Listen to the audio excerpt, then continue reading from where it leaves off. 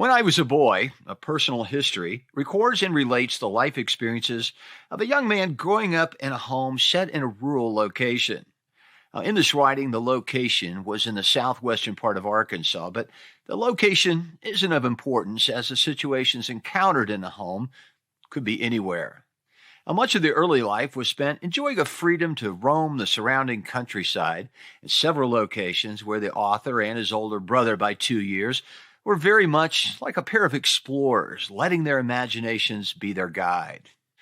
With the movement of the family to a small farm in the early 1950s and some of the financial hardships it entailed, the idyllic world of this young man changed. Also, becoming evident at this time was the attitude of the father towards his second son, whom he viewed as needing very strict supervision.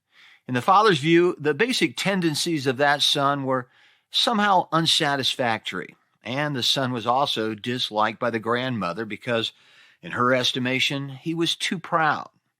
Now, the physical dominance of the father, who was quick to administer severe punishment, was also emerging.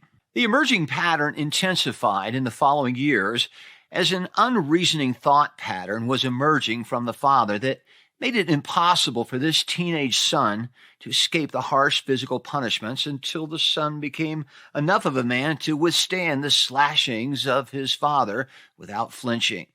Now, meanwhile, outside that home life, the son was living a basically happy life and finding much acceptance and approval from school leaders and fellow students, and in particularly from the pastor of a small church of which the family were members.